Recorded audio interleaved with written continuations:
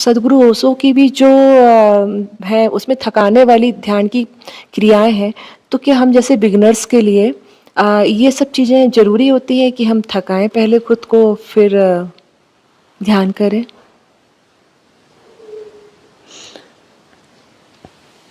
थकना तो पड़ेगा, थकाया तो जाएगा ना। तुमको तो थकाना ही है ना। तुम थकोगे तब तो तुम्हारे भीतर प्रवेश होगा, नहीं तो तुम प्रतिरोध नहीं करोगे। तुम यदि मजबूत हो, एक्टिव हो, तो तुम तो रेजिस्ट करोगे ना। इसलिए तुम्हें थकाया जाता है। ये थक जाओगे, तुम्हारी क्षमता कम हो जाएगी रेजिस्ट करने की, तो तुम्हारे भीतर प्रवेश किया जा सकता है और तुम्हें परिवर्तित किया जा सकता है ना। थकोगे तो अभी तो बैठोगे। थका हुआ व्यक्ति क्या करता है? बैठेगा। थका हुआ मन भी बैठेगा, थका हुआ शरीर भी बैठेगा। बॉडी साइकोसोमेटिक है ना। तो थका हुआ जो है बैठेगा। बैठेगा तो बैठना ही तो है ना, साधना में बैठना ही तो है ना। शरीर के बैठने मात्र से कुछ नहीं होता, शरीर भी बैठना चाहिए, मन भी बैठना चाहिए। कोई बैठा है और बैठ के भी बेचैन है, मतलब बैठा तो है ही नहीं ना वह। बैठा दिख रहा है लेकिन बेचैन है, बेचैन है मतलब बैठा ही नहीं है वह। तो बैठने का अर्थ है पूरी तरह से ठहर गया, शांत हो गया। तो ये शारीरिक थकावट भी अभी काम करती है, क्योंकि शरीर के अंदर भी जो है ना वो सारी एनर्जी दौड़ती रहती है, बेचैनी लगी रहती है। शरीर जो है हिलता डुलता रहेगा, कुछ कुछ करता रहेगा, एनर्जी उसमें जो है इस प्रकार से मूवमेंट करती रहती है। तो शरीर को थकाना जो है एक अच्छी विधि है, थका दिया जाता है। मन को भी थकाया जाता है, मन को भी थकाना पड़ता है। मन को भी ऐसे कुछ चीजें दी जाती है। हाँ, वो वंदना जी कुआन कुआन कुआन करती, कुआन समझाओ, कुआन समझाओ, कुआन समझाओ। कुआन यानी क्या? हाँ, कुआन यानी मन को थकाने की विधि।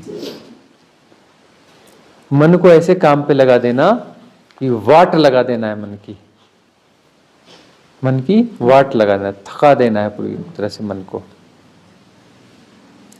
और मन इतना थक जाए, इतना थक जाए कि एकदम सरेंडर कर दे, यार मेरे बस का है ही नहीं। बस का नहीं है तो बैठ जाएगा। कौन दिया ये सा जाता है, लगा ताकत कितनी लगाता है। उत्तर लेके आएगा, गुरु उठाएगा, एक डंडा ठंड से मारेगा, चल बेवकूफ भाग यहां से। फिर जो है साधक जो है उस कुआन को सॉल्व करने की फिर कोशिश करेगा, फिर कोई उत्तर ढूंढेगा, फिर आएगा, फिर एक डंडा, एक सोटी पड़ेगी छटाक से, हैं? तो बोलो भाग यहां से, और वो डंडे खाता रहेगा, एक्सरसाइज करता रहेगा। एक दिन अपना जो है सरेंडर कर देगा कि मेरे बस का नहीं है। सरेंडर हो गया, बात पूरी हो गई। थकोगे तभी तो सरेंडर करोगे ना, उसके पहले क्या सरेंडर? रेजिस्ट करोगे तो थकाया जाता है, शरीर को मन को थकाया जाता है। ये जब थकेंगे तब सरेंडर करेंगे, उसके पहले सरेंडर करते नहीं। सरेंडर कई लोग भटकते हैं ना, को इधर भटके उधर भटके उधर भटके, इधर चलो इधर शायद कुछ है, उधर भटके, है ना। और वर्चुअली भी भटकते हैं, बोले ये वाला चैनल भी देखो, उधर चलो उधर चलो, नहीं यहाँ से वहां चलते हैं, वर्चुअली जाना है ना, उसको सुनते हैं, वहां चलते हैं, वहां चलते हैं, वहां चलते हैं, वहां खूब दौड़ लगाते हैं। एक्चुअली भी दौड़ लगाते हैं कई कि चलो वहां चलते हैं, फलाने शहर पे फलाना प्रोग्राम हो रहा है, फलाने गुरुजी आ रहे हैं, टिकाने आ रहे हैं, इनके पास चलो, उनके पास चलो, उनके पास चलो। क्या सब भटकना है? भटकते भटकते भटकते भटकते भटकते कभी वो सही जगह जब आते हैं तब तक थक भी चुके होते हैं। सही जगह आते हैं तब तक थक भी चुके होते हैं, और थके हुए रहते हैं, और जैसे ही रेजोनेंस बैठता है तो सरेंडर वहां घट जाता है, थक तो चुके ही हैं। और नहीं थके हो तो सही जगह आकर भी वहां से फिर आगे निकल जाओगे, कभी भटकना पड़ेगा। भटक के फिर वापस वहीं आ भी सकते हो, सौभाग्य हुआ तो, और नहीं हुआ तो भटकना तो है ही है, भटकना तो चलता रहता है। तो कुआन का मतलब क्या होता है? कुआन का मतलब है एक ऐसी कोई पहेली थोड़ी ना दी जाती कुआन में, सुलझाने के लिए रहस्य दिए जाते हैं, उस रहस्य को कोई सुलझा पाया है अभी आज तक? कोई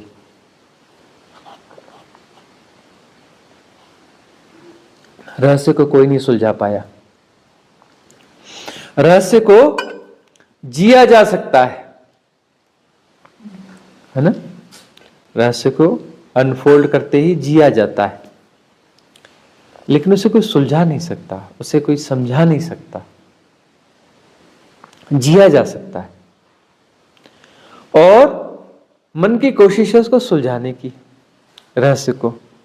अरे रहस्य तो उलझा हुआ है ही नहीं, उलझा हुआ तो मन है और उसे सुलझाने की कोशिश कर रहा है। जो खुद उलझा है उसे सुलझाने की कोशिश कर रहा है, जो कि सुलझा हुआ है। एक उलझा हुआ सुलझे हुए को सुलझाने की कोशिश कर रहा है ना? कितना बड़ा मजाक है। क्यों चेतन जी, कितना बड़ा मजाक है? इससे बड़ा कोई मजाक होगा? जो उलझा हुआ है वो सुलझे हुए को सुलझाने की कोशिश कर रहा है। तो मन को जो है ऐसी चीज दी जाती है, कर बेटा, कोशिश कर ले। तो अब जो है वहां चक्कर मारते मारते उसकी सारी उलझने खुद ही साफ हो जाती। जब तक उलझने साफ नहीं होंगी कुआन खत्म नहीं होगा। उसकी सारी उलझने साफ हो गई, कुआन साल जीने लगेगा उस कुआन को। हर कुआन जो है परमात्मा पे समाप्त होता है, आत्मज्ञान पे, मोक्ष पे, कैवल्य पे, निर्वाण पे समाप्त होता है हर कुआन। उसके पहले समाप्त नहीं होता। समाप्ति वहां होगा परम मुक्ति पर, परम ज्ञान पर। ऐसे कुआन दिए जाते हैं, लेकिन सबको नहीं दिए जाते। जो पात्र हैं उन्हें दिए जाते हैं, जिनकी टॉप प्रायोरिटी साधना है उन्हें कुआन दिया जाता है। किसी भी चलते फिरते को कुआन नहीं दिया जाता, और कुआन भी घटता है। ओशो ने नटराज को संपूर्ण ध्यान विधि बोला है। तो एक तो संपूर्ण ध्यान विधि के बारे में कैसे है, उसका लॉजिक जो भी हो वो एक थोड़ा समझाइएगा। और दूसरा, आपके द्वारा जो भी ध्यान विधियाँ दी है उसमें से कौन सी ध्यान विधि संपूर्ण ध्यान विधि बोल सकते हैं? ये दो। ओशो ने एक ध्यान विधि दी है नटराज, है ना? उससे संपूर्ण ध्यान विधि का है। तो नटराज में क्या है? नटराज में नृत्य है। नटराज में नृत्य है। कैसा नृत्य है? एक्सट्रीम, है ना? उसमें जो है नृत्य शुरू होगा आहिस्ता आहिस्ता, फिर स्पीड बढ़ती जाएगी, बढ़ती जाएगी, बढ़ती जाएगी, बढ़ती जाएगी। और आपको जो है ना उसमें विश्राम लेना ही नहीं है, गुणा भाग लगाना ही नहीं कि मैं थक गया, कि मेरा टांग दर्द दे रही, कि मेरा पेट दर्द दे रहा है, कि ये कर रहा है। रोल ही नहीं है उसमें, कुछ इधर उधर कुछ करने का रोल ही नहीं है।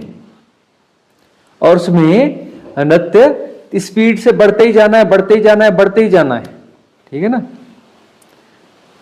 उसमें गिरेंगे, पड़ेंगे, मरेंगे, वो कोई गुणा भाग होना ही नहीं चाहिए। गिर जाओगे तो गिर जाओगे, सिर फूट जाएगा तो फूट जाएगा, मर जाओगे तो मर जाओगे। हिसाब किताब लगाना ही नहीं है, हिसाब किताब लगाना ही नहीं है। स्पीड से मशीनें फेल हो जाएं, उस स्पीड से नृत्य होना चाहिए, है ना? वहां बहुत लोग जाते हैं नटराज मेडिटेशन करते हैं, 99.9 लोग गलत करते हैं, है ना? ठीक से करते ही नहीं, न करवाने वाले ठीक से करवाते, न करने वाले ठीक से करते। उसमें परिपूर्णता देनी है। संपूर्ण ध्यान है, लेकिन उसमें संपूर्ण अपने आप को देना भी है। संपूर्ण ध्यान में संपूर्ण देना भी पड़ता है। विधि को संपूर्ण देना पड़ेगा। आंखें पूरी तरह से बंद होगी और नृत्य जो है अल्टीमेट होगा बिल्कुल। मतलब जो देखेगा तो जान पहचान वाला बोले नहीं, इसके पास तो इतनी ताकत थी नहीं, है तो कभी इतना एक्टिव हुआ ही नहीं है, ऐसा डांस कर ही नहीं सकता, असंभव है। और वो असंभव जैसे देखेगा तो थोड़ी देर में उससे भी और बड़ा संभव हो जाएगा, और उसकी स्पीड बढ़ चुकी होगी, और बढ़ चुकी होगी, और बढ़ चुकी होगी। और उसके बाद में अंततः उसे वो गिर ही जाएगा। गिर भी जाएगा तो अपना ऐसा नहीं कि मेरे को यहां लग गया वहां लग गया, उसको कोई लेना देना ही नहीं है। वह तो उस स्तर पे जाके गिरा है उस स्तर पे जाके गिरा है कि वहां कोई बचा ही नहीं कि जो हिसाब किताब रखेगा कि कोई कौन गिरा, कहां गिरा, किसको लगा, किसको नहीं लगा। और घट ही जाएगी समाधि ना, पीछे कोई बचा ही नहीं ना। आपको पता है ओशो के ध्यान सेंटरों में जो लोग जाते हैं उसमें 99.9% लोग बेईमान होते हैं। और ओशो ने उनके बारे में बार बार कहा, बोले कुनकुने कुनकुने ध्यान करने वाले लोग, और इनको कभी कुछ नहीं घटेगा। ओशो ने कहा है ये कौन है? कुनकुने कुनकुने ध्यान करने वाले लोग, और इन्हें कभी कुछ घटेगा नहीं। छोटे मोटे अनुभव बनाएंगे, उससे ज्यादा कुछ नहीं होगा। तो कुनकुने कुनकुने लोगों को कभी आत्मज्ञान कभी नहीं घटा। टॉप प्रायोरिटी होना और 100% देने वाला होना। ओशो की ध्यान पद्धति है डायनामिक, है ना? हाँ, बहुत से लोग होते हैं 25 साल से डायनामिक ध्यान करता हूं, जानते नहीं मुझे तुम, मैं 25 साल से डायनामिक विधि करता हूं।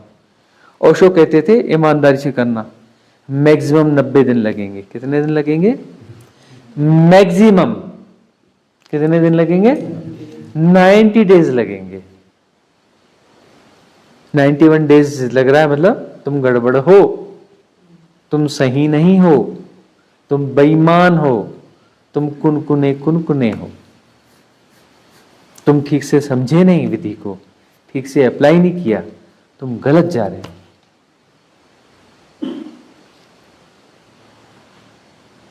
साइंटिफिक मेथड दी, परफेक्ट मेथड दी, तो 90 दिन पर्याप्त होते हैं। 91 दिन की जरूरत क्या है?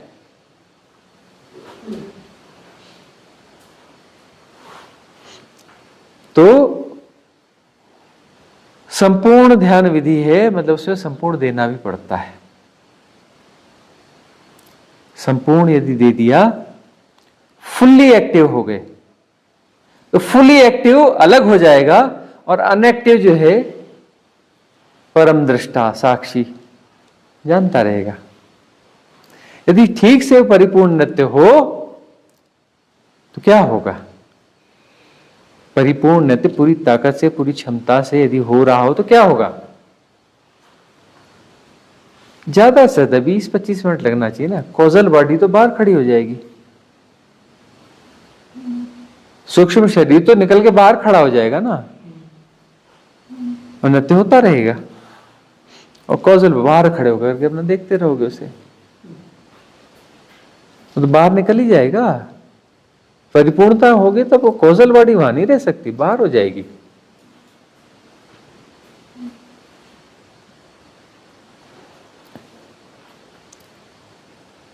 हम जब छोटे थे तो जरा जरा से उसमें जो है हमारी कॉजल बॉडी बाहर खड़ी हो जाती रही। जरा सा कुछ ऐसा कुछ हुआ, कॉजल बॉडी बाहर। तो गुरु जी जो ये भरतनाट्यम करते हैं, कुचिपुड़ी करते हैं, ये भी पूरे डेडिकेटेड होते हैं उसके अंदर, उसको करते हैं और पूरा का पूरा मतलब पूरे प्रेशर से करते हैं, परफॉर्म करते हैं। तो इनको भी ऐसे समाधि प्राप्त हो सकती है इस तरीके से जो गुरु रजनीश जी ने बनाया है डायनामिक? नहीं, वो देखो, वो भी साधना के आधार पर ही बने हैं। जो नृत्य है ना, साधना को ग्रोथ देने के लिए ही बने, उससे साधना में ग्रोथ मिलती है ना, लेकिन उसे परिपूर्णता नहीं मिल पाती। उसका कारण ये है कि वो तो हिसाब किताब है, गुणा भाग है। इतने बार था थई, है ना, था थई का पूरा हिसाब किताब है वहां पे, है ना। और नटराज में कोई हिसाब किताब नहीं है कि इस प्रकार का नृत्य होगा, उस प्रकार का नृत्य होगा। ऐसे नृत्य होना चाहिए, घटना चाहिए 100%। आपको आता है या नहीं आता है का सवाल नहीं है, और उसमें कोई स्टेप्स है ही नहीं, कोई भी स्टेप नहीं है उसमें, बस नृत्य होना चाहिए। ना आप किसी को देखोगे, ना कोई दूसरा आपको देखेगा। पहली शर्त ओशो के नृत्य और ध्यान की पहली शर्त है कि आप किसी को वॉच नहीं कर सकते और कोई आपको वॉच नहीं करेगा। सब अपनी आंख बंद करेंगे, अपने अपने उसमें लगे रहो, दूसरे से आपका कोई लेना देना नहीं है। उससे नहीं होगा। पंडित बिरजू महाराज रहे हैं जो, है ना, यही सिखाते रहे हैं। तो पर कहाँ पहुंचे वो? अगर कहाँ पहुंचे? अब वो तो अपना ओशो के आश्रम में जाते रहे बिरजू महाराज, है ना, साधनाएं भी उन्होंने बिरजू महाराज ने भी करी, है ना। ऐसे जितने भी ज्यादातर हैं सब तो वहां जाते ही थे, उनके आश्रम तो जाते ही थे ना, अपना साधनाएं करते ही रहे ना। हाँ, तो अपना जो है, लेकिन तब भी कहाँ तक पहुंचे, आध्यात्मिक ऊंचाइयों की बात करो तो बीच में ही तो रह गए सारे के सारे। तो मतलब ऐसा नहीं है कि कोई बहुत बड़ा वो नाम हो गया, फिर नेम फेम हो गया तो वह जो है मुक्त हो जाएगा। नेम फेम से मुक्त नहीं होता। कुछ ऐसे मुक्त हो गए होंगे जो किसी गली कुचे में रहते होंगे, है ना, वहां पर हो सकता है कोई वो छोटे मोटे दुकानदार के लड़के रहे होंगे और वहां पर मुक्त भी हो गए होंगे, दुनिया को पता भी नहीं चला होगा और अपना जो है शरीर छोड़ के निकल भी गए होंगे। ओशो के उसमें जा करके नटराज करके ये करके कुछ 10-20 तो मुक्त हो भी गए होंगे, लेकिन उनका हिसाब किताब नहीं है ना। और बड़े आदमियों का हम हिसाब किताब कर रहे हैं जो कि पहुंचे ही नहीं, आत्मज्ञान को उपलब्धि नहीं हुए। और वो संसारिक हिसाब से बड़े, कि संसारिक हिसाब से छोटे लोग वो उपलब्ध हो भी गए होंगे, अभिव्यक्ति की क्षमता नहीं भी रही होगी उनमें, आत्मज्ञान को उपलब्धि हो गए और शरीर छोड़ के निकल भी लिए, उसका कोई रिकॉर्ड ही नहीं।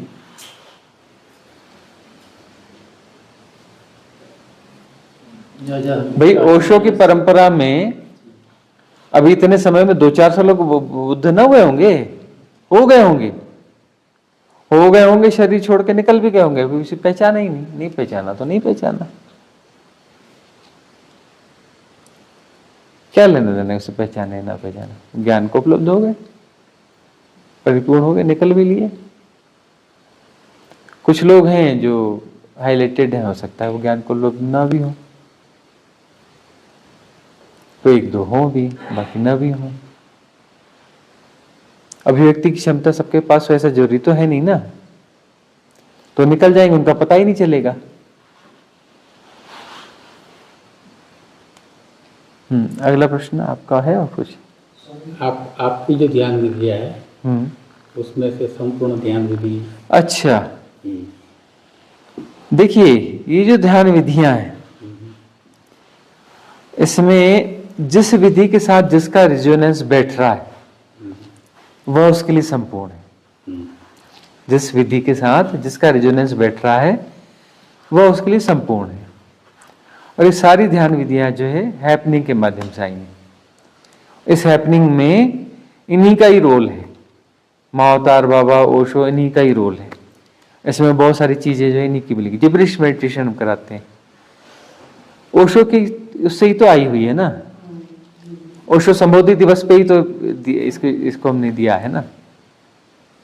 अब ये है कि वहां बहुत ज्यादा सिस्टमेटिक होती है, हमारी वो सिस्टमेटिक होती ही नहीं है ना, उतनी सिस्टमेटिक होती नहीं है, लेकिन जो है होती इफेक्टिव है,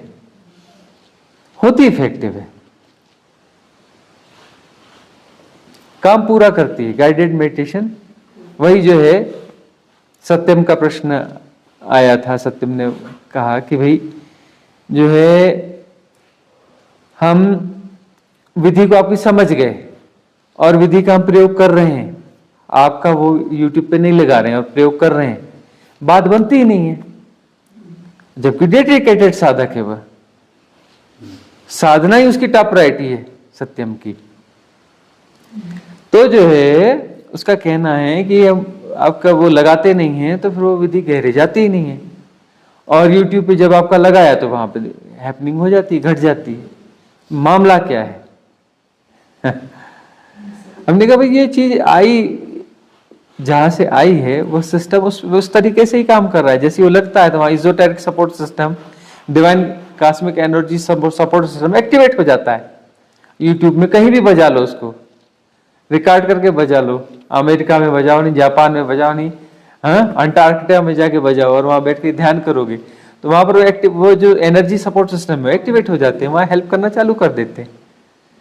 विधियां आई तो वहीं से है ना, निमित्त हम हैं, आई तो वहां से है ना, आई वहां से है तो काम कर रही है वह, और जहां से आई है वही शक्तियां उसको सपोर्ट कर रही हैं। अभी प्रवचन वो सगाया आपका लगाया, हाँ। तो अवधान को नाभि पे हाँ। ले गया, तो वो ठीक है कि वो ठीक नहीं है? एक्चुअली जो सही समझ है, सही समझ तो नाभि में ही होती है ना। इसमें तो होती नहीं, खोपड़ी में। सेंटर तो हमारा ये है ना, नाभि है ना, खोपड़ी थोड़ी ना है। ये तो फॉल्स सेंटर हमने बना लिया है, हमारी सभ्यता ने इसको बोला कि नहीं सेंटर ये है, विचार यहाँ चलते हैं, ये सब यहाँ है। अरे यहाँ नहीं है, यहाँ है। मेन सेंटर जो है नाभि है ना, जन्म भी यहीं से होता है और एक्चुअल सारे निर्णय वगैरह यहीं से आते हैं। जो गहरे निर्णय है वो नाभि से ही आते हैं। तो इसलिए नाभि की क्लींजिंग बहुत जरूरी है। भय भी पूरा जो है नाभि से ही पैदा होता है। एक्चुअली जो ऑपरेट किया जाता है ना वो नाभि सेंटर ही में मेन वही ऑपरेट करता है। भय, लोभ, ग्रीड एंड फियर वगैरह मुख्य मुख्य जो चीजें हैं ना, ये सब नाभि से जुड़ी हुई चीजें हैं। घृणा और गुरु जी, जैसे आँख के सामने बंद करके जो पर्दा है उसको देखते रहना, और फिर भी अवधान नाभि पे जो सेंसेशन या ऊपर नीचे जहाँ से अंदर से धक्का लगता है। मेरे एक्चुअल में पहले प्रोसेस वही ज़्यादा था कि नाभि को जो नीचे से सांस आते जाते टाइम जो धक्का लगता है उसके ऊपर, और पर्दा देखते रहना। तो ये दोनों सांस में करना उचित है कि अनुचित है? नहीं, अनुचित तो नहीं है। ये अपना जो है पर्दा देखते रहने का मतलब षष्ठ चक्र का अवधान भी बना रहे और वहाँ की गतिविधि भी पता चलती रहे। हाँ, इसमें कोई दिक्कत नहीं है। लेकिन अब इससे ज्यादा अच्छी विधि यह होती है कि आज्ञा चक्र पर चोट मारो धड़कन की, है ना, वो विधि उसकी दी हुई है। उसकी चोट जो है दिल का जो है धड़कन है, धड़केगा इधर, उसकी चोट पड़ेगी इधर। धड़कन की जो चोट पड़ती है वो चोट यहाँ पड़ेगी, चाहे यहाँ विशुद्धि, आज्ञा और सहस्त्रार, तीनों पर अपना चोट पड़ेगी। एक एक पे ले जाओ और बाद में ऐसा होगा कि एक ही धड़कन तीनों को, इसको चोट मारते, यहाँ से चोट मारते हुए यहाँ जाएगी। सेम एक ही धड़कन तीनों पे चोट मारेगी, वो तीनों सेंटर्स पे एक साथ चोट मारेगी। तो ये जो चोट मारते जाएगी तो तीनों एक्टिवेट होते जाएंगे। कुंडलिनी जागरण आसान है इससे। यह विधि जो है एक्चुअली जो है कुंडलिनी जागरण की विधि है। वहां हमने उस समय नहीं खोला था, लेकिन एक्चुअली से जो है ना कुंडलिनी जागरण हो जाएगा। और तीनों से टकराना जरूरी है, विशुद्धि से भी टकराना जरूरी है, ताकि जो है उसमें एक विवेक बना रहे, सहजता बनी रहे, है ना, और एक सम्यक विवेक के साथ वह घटे, ताकि वो कुंडलिनी जागरण जो है हानिप्रद ना हो। इसलिए विशुद्धि को भी टकराना चाहिए, आज्ञा को भी टकराना चाहिए और सहस्त्रार को भी टकराना चाहिए।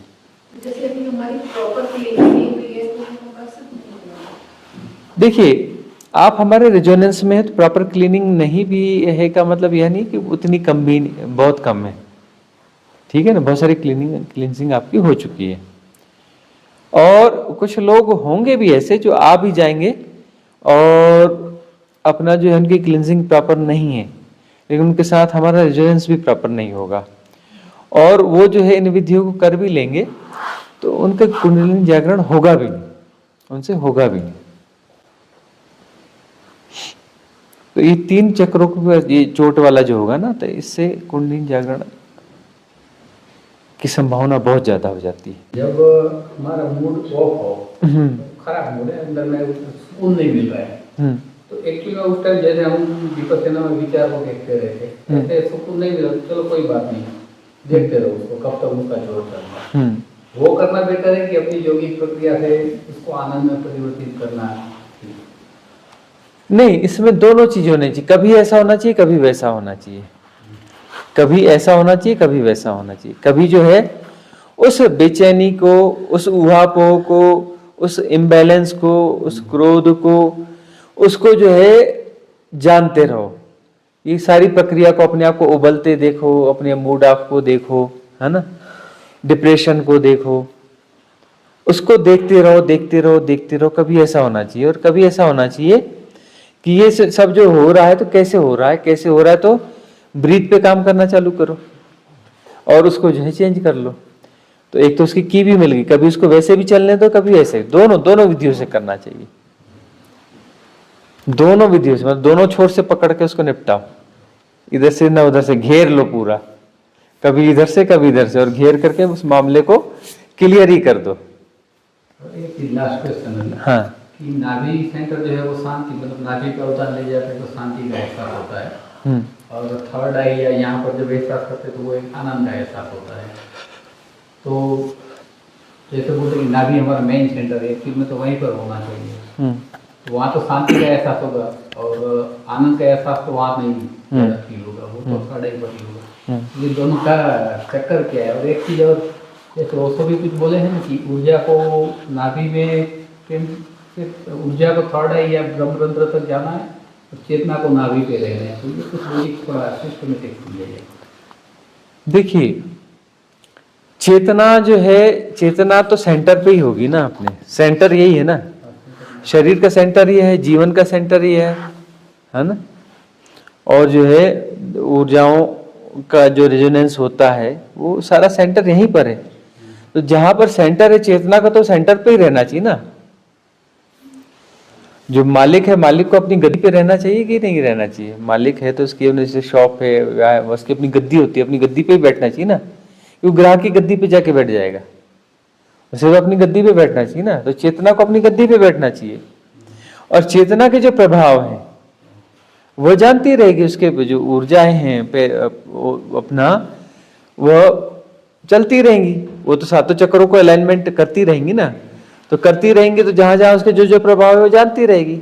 वो जो ऊर्जा का प्रवाह जाएगा अपना आज्ञा चक्र पे और ब्रह्मरंध्र पे, है ना, सहस्त्रार पे जाएगा, और वहां पे आनंद फलित होगा, तो उसे वो जानती रहेगी ना। चेतना तो अपनी जगह बैठ के जानेगी ना कि कहाँ क्या हो रहा है। मालिक अपनी गद्दी पे बैठा और सब जानता रहता है ना कि कहाँ क्या हो रहा है ना। सीसीटीवी लगा दिया, तो सब जानता रहता है, अपने अपने वर्कर्स के थ्रू, इसके थ्रू सब ऑपरेट करता रहता है। उससे तो अपनी गद्दी पे बैठना होता है, अपने केबिन में बैठना होता है, वहां से सब ऑपरेट कर लेता है। तो चेतना की जगह तो सेंटर है, चेतना तो अपने सेंटर पे ही रहेगी ना, और सारी एक्टिविटीज होती रहेंगी, उसके बेनिफिट उससे मिलते रहेंगे। कहाँ कैसे व्यापार चल रहे हैं, सब हो रहा है, उसके बेनिफिट वहां सेंटर पे आते हैं ना। मुनाफा कहीं भी आएगा तो गले में ना, उसके उसी की जगह पे आएगा ना। इस प्रकार की बात है ये। एक लास्ट क्वेश्चन है गुरुजी, क्या सात्विक भोजन करने से हमारी साधना जल्दी सफल होती है?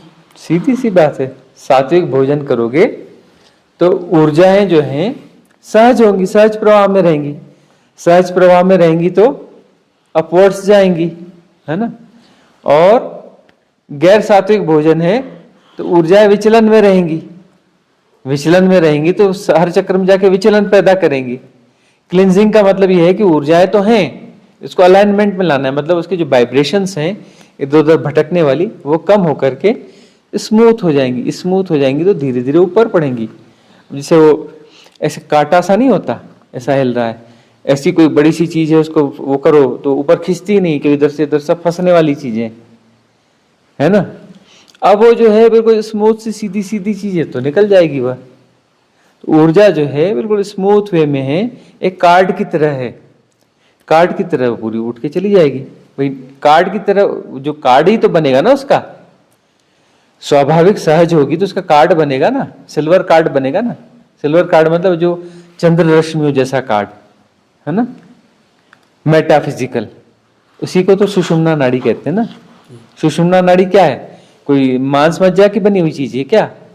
वो एनर्जी का फॉर्म है, फॉर्म ऑफ एनर्जी है। सुषुम्ना नाड़ी जो है फॉर्म ऑफ एनर्जी है। वह एक कार्ड है, सिल्वर अपना जो उसका सिल्वर लाइट कार्ड है।